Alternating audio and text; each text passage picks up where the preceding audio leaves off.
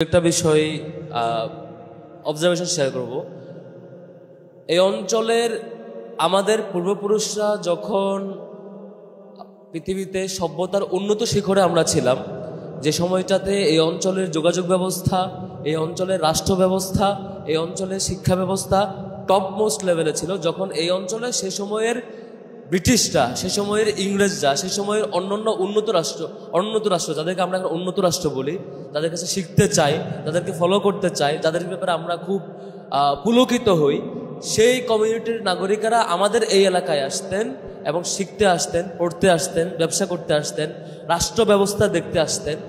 কিন্তু এক পর্যায়ে কি হলো, এক পর্যায়ে তা ব্রিটিশরা এসে এটা দখল করে এই এলাকার পলিটিক্যাল সিস্টেম নষ্ট করে দিল, এই অঞ্চলের রাষ্ট্র ব্যবস্থা নষ্ট করলো, এই অঞ্চলের শিক্ষা ব্যবস্থা ধ্বংস করে দিল, এই অঞ্চলের টোটাল সিস্টেমটা নষ্ট করে নতুন করে এই অঞ্চলের মানুষকে দাস বানিয়ে ছাড়লো, এই অঞ্চলের মানুষের চিন্তা চেতনা কলোনিয়াল মাইন্ডসেট তৈরি করলো, যার মধ্য দিয়ে আমরা একটা অধঃপতনের চূড়ান্ত শিখরে গিয়েছি, আজকে যেখানে এসে ঠেকেছি। এবং এখন আমরা তাদেরকে আইডল মানতে শুরু করছি, অথচ আমরা ভুলে গিয়েছি এই অঞ্চলের মানুষরা আমরা সবকিছুর উন্নত শিখরে ছিলাম, সবকিছুর এই সকল জ্ঞান বিজ্ঞানের, সকল সভ্যতার অন্যতম চূড়ান্ত লেভেলের ধারক এবং বাহক ছিলাম আমরা। এবং আমরা আজকে পিছিয়ে গিয়েছি।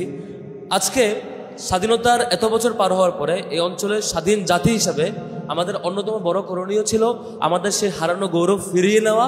আমাদের করণীয় ছিল আমাদের এই ইয়তদেরকে, এই স্টুডেন্টদেরকে, আমার সকল শিক্ষার্থীকে এই জাতির জন্য উপযোগী করে গড়ে তোলা। ছাত্র শিবিরের জায়গা থেকে, ছাত্র শিবির আপনারা দেখে থাকবেন, এবছর ডাকসু, চাকসু, জাকসু নির্বাচন হয়েছে, আরও অসংখ্য পলিটিক্যাল ইভেন্ট গিয়েছে।